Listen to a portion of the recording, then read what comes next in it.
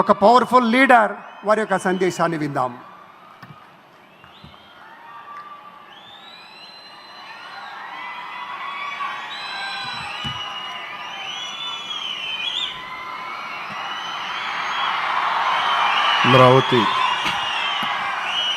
అమరావతి పునఃప్రారంభం సందర్భంగా 34,000 ఎకరాలు ఇచ్చి 29,000 పైచిలకు రైతులు గత 5 సంవత్సరాలుగా నలిగిపోయి ఇక్కడికి వచ్చి రోడ్ల మీదకి వచ్చి ముళ్ళ కంచెల మధ్యలో కూర్చొని పోలీసు లాఠీ దెబ్బలు తిని కేసులు పెట్టించుకొని ఇంట్లో పెద్దవాళ్ళని కానీ చాలామందిని 2,000 పైచిలకు రైతులు ప్రాణాలు కోల్పోయి మీరు నలిగి బాధపడి మీ కన్నీళ్ళు తుడిచే వాళ్ళు ఉన్నారా ఆ రోజునని చాలాసార్లు మహిళా రైతులు నన్ను అడిగారు. ఇది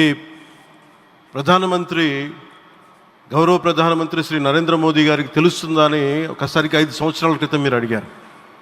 నేను ఆ రోజు ఆయనకి తెలియకుండా ఏది ఉండదు, అమరావతి శాశ్వత రాజధానిగా ఉంటుందని ఆ రోజు మేమందరం కలిపి మాట ఇచ్చాం. ఆ ఇచ్చిన మాట ప్రకారం ఈ రోజున గౌరవ ప్రధానమంత్రి గారి చేతుల మీదుగా మళ్ళీ ఇంకొకసారి పునఃప్రారంభం జరగబోతుంది. ఇది ఆది శంకరాచార్య 1237వ జయంతి సందర్భంగా తిరిగి అమరావతి పునఃప్రారంభం కావటం చాలా ఆనందాన్ని కలగజేస్తుంది.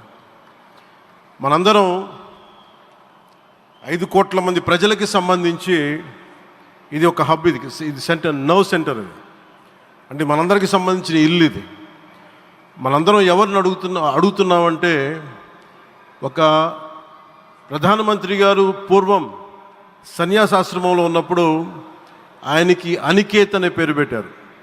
అనికేత్ అంటే అర్థం పరమశివుడు, ఇల్లు లేనివాడని.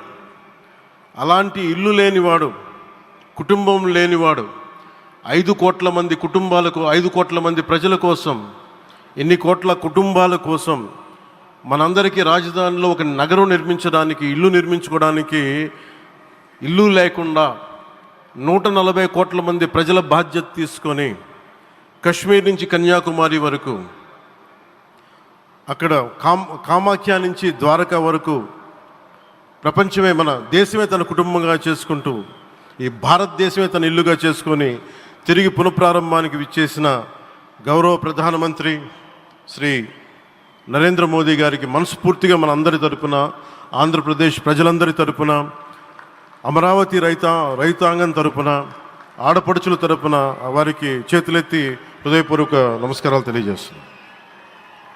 దివిసీమ తుఫాన్ వచ్చి అందరి ఆశలను తుడిచిపెట్టేసినట్టు గత ప్రభుత్వం రాష్ట్రం మరియు అమరావతి భవిష్యత్తుని తుడిచిపెట్టేసింది.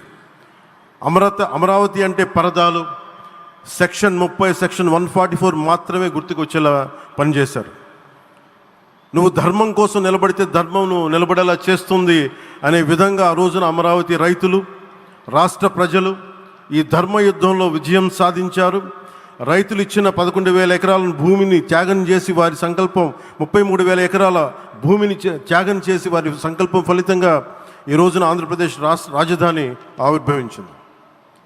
అమరావతి రాజధాని పనులు పునఃప్రారంభమవుతున్న ఈ శుభ సందర్భంలో ముందుగా రాజధాని నిర్మాణం కోసం స్వచ్ఛందంగా ముందుకొచ్చి తమ భూముల్ని, పొలాల్ని ప్రభుత్వానికి ఇచ్చిన అమరావతి ప్రాంత రైతులకు, మీ త్యాగానికి గత 5 ఏళ్లుగా మీరు చేసిన పోరాటానికి శిరస్సు వంచి మీకు ధన్యవాదాలు తెలియజేస్తున్నాను. గత 5 ఏళ్లుగా రాజధాని నిర్మాణం నిలిచిపోయి రాజధాని తరలిపోతుందనే సమయంలో రోడ్ల మీదకు వచ్చి 5 కోట్ల ప్రజల తరపున రైతులు, మహిళలు, విద్యార్థులు చేసిన పోరాటం, మీరు పడిన అవమానాలు, మీపై పడిన గాయాలు ప్రతి ఒక్కటి మా మనసులో ఉంది. ఆ రోజున దివ్యాంగులను కూడా లాఠీ దెబ్బలు నా గుండెలు ఇంకా సజీవంగా ఉన్నాయి. ఆ బాధ మేము మర్చిపోలేదు, ఎవరిని మర్చిపోనివ్వలేదు. అందుకని దానికి సజీవ సాక్షి ఈ రోజున తిరిగి పునఃప్రారంభానికి గౌరవ ప్రధానమంత్రి గారు రాక, ఆ రోజున మహిళలు, విద్యార్థులు చేసిన పోరాటం, మీరు పడిన అవమానాలు, మీపై పడ్డ గాయాలు ప్రతి ఒక్కటి మనసులో ఉంది. మీ త్యాగాన్ని మేము మర్చిపోం. మీరు చేసిన త్యాగానికి జవాబుదారీగా ఉంటాం. బాధ్యతగా అమరావతి నిర్మాణం జరిగేలా సాయశక్తుల ఈ కూటమి ప్రభుత్వం కృషి చేస్తుంది. అమరావతి రైతుల త్యాగాలను హృదయపూర్వకంగా స్మరించుకుంటూ వారి ప్రతినిధులుగా ఇక్కడకు విచ్చేసిన రైతులకి నా ప్రత్యేక నమస్కారం. ఈ పోరాటంలో వారికి ప్రతినిధులుగా సన్మానం అందుకుంటున్న మహిళా రైతులు పాత్ర, ప్రత్యేకించి అమరావతి మహిళా రైతుల పాత్ర చాలా అభినందనీయం. మీరు ఎంత నలిగారు, మీరు ఎంత రోడ్ల మీదకి వచ్చారు. మగవాళ్ళు ఆపేస్తే ఆడపడుచులు బయటకు వచ్చి తిరిగి పౌరుషం చూపించారు, ఆంధ్ర పౌరుషాన్ని చూపించారు. మీరికి నా ప్రత్యేక అభినందన. వాళ్ళు చూపిన సాహసం, సహనం అందరికీ ప్రేరణగా నిలుస్తాయి.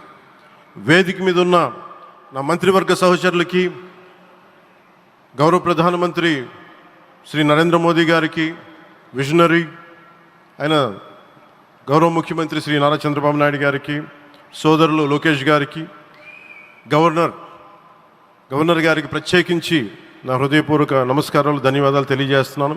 అలాగే ఇతర సహచరులకు, సభకు హాజరైన వారికి, రాష్ట్ర ప్రజలకు కూడా నమస్కారాలు తెలియజేస్తున్నాను. ఇక్కడ రైతులు భూమిని మాత్రమే ఇవ్వలేదు, రాష్ట్ర భవిష్యత్తును నిర్మించే ఆశలను, విశ్వాసాన్ని ఇచ్చారు. కానీ 5 సంవత్సరాల్లో గత ప్రభుత్వం ఆ త్యాగాన్ని అవమానించింది. 3 రాజధానులు అస్తవ్యస్త విధానంతో ప్రజల విఘ్నతని, అమరావతిని అగౌరవపరిచింది. ఈరోజు ఈ వేదిక నుండి మేమందరం మీకు హామీ ఇస్తున్నాం. అమరావతి మళ్ళీ ఒక ప్రపంచ స్థాయి సర్వశ్రేష్ఠ రాజధానిగా ఆవిర్భవిస్తుంది. అమరావతి ఒక ఆర్కిటెక్చరల్ జోన్, ఒక కాంక్రీట్ జంగిల్గా మిగిలిపోకుండా జవాబుదారీతనం, న్యాయం, ప్రజాస్వామ్యానికి ప్రతీకగా నిలవాలని ఆకాంక్షిస్తున్నాను. కేంద్రంలో రాష్ట్రంలో స్థిరమైన ఎన్డీఏ ప్రభుత్వం ఏర్పడిన కారణంగా అభివృద్ధి కార్యక్రమాలు వేగంగా సాగుతున్నాయి. మేనిఫెస్టోలో ఇచ్చిన హామీలన్నీ దశల వారీగా బాధ్యతాయుతంగా అమలు చేస్తున్నాం.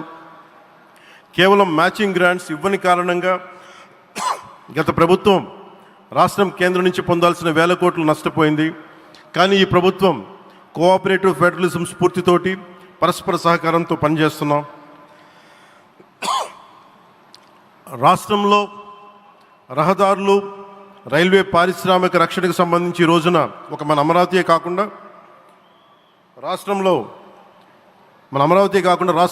రహదారులు, రైల్వే, పారిశ్రామిక రక్షణకు సంబంధించి ఈ రోజున 1,07,00,000 కోట్ల విలువైన అభివృద్ధి పనులకి ప్రధాని గారు శంకుస్థాపనలు, ప్రారంభోత్సవాలు చేస్తున్నారు. రాయలసీమలో గుంతకల్ రైల్వే, గోరంట్ల హైవే లాంటి వివిధ కార్యక్రమాలకు, ఉత్తరాంధ్రలో పిఎం ఏక్తా మాల్ లాంటి వివిధ పనులకు ఈరోజు శంకుస్థాపన, ప్రారంభోత్సవం చేస్తున్న ప్రధానమంత్రి గారికి నా హృదయపూర్వక కృతజ్ఞతలు. నేను అవనిగడ్డ ఎన్నికల ప్రచారంలో హామీ ఇచ్చిన దానికి అనుగుణంగా మనందరి ఆశలు మనకి ఆశించిన విధంగా నాగాయలంకలో మిస్సైల్ టెస్ట్ రేంజ్కి ప్రధానమంత్రి గారు ఈ రోజున శంకుస్థాపన జరగడం నాకు చాలా సంతోషంగా ఉంది. Now with Honorable Prime Minister Sri Modi ji and Honorable CM Sri Chandrababu Naidu garu, and together again Amravati will surely become a world-class capital, a 360-degree growth engine for all of Andhra Pradesh. Our youth will no longer have to leave for Bangalore, Chennai or Hyderabad. Soon Andhra Pradesh will create jobs for our people and attract talent from across the nation and the world. దీనికి అమరావతికి ప్రత్యేకించి ఒక వ్యక్తిని మనం స్మరించుకోవాలి.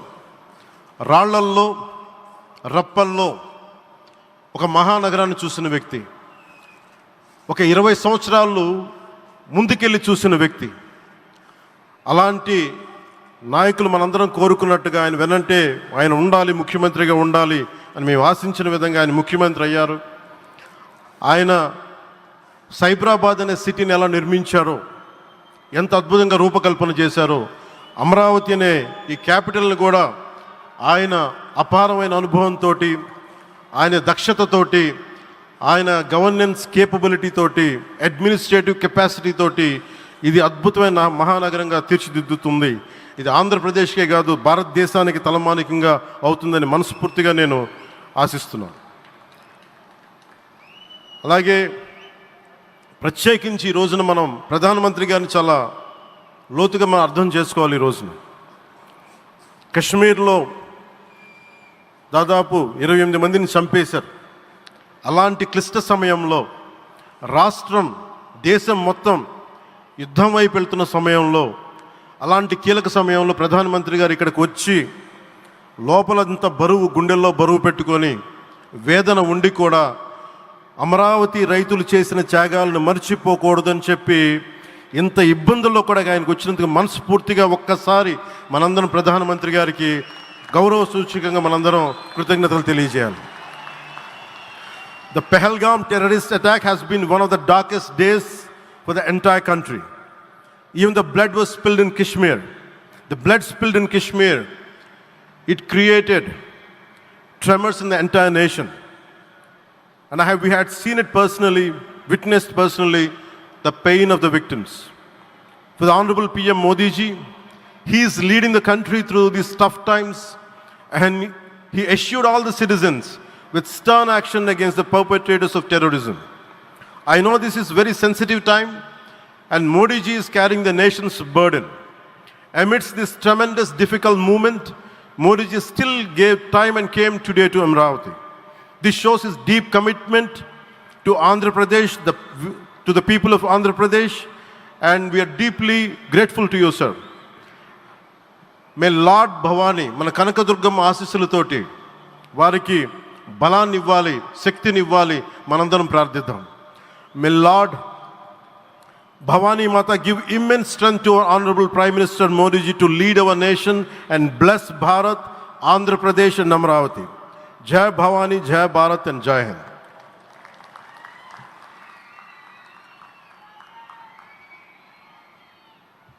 శ్రీ పవన్ కళ్యాణ్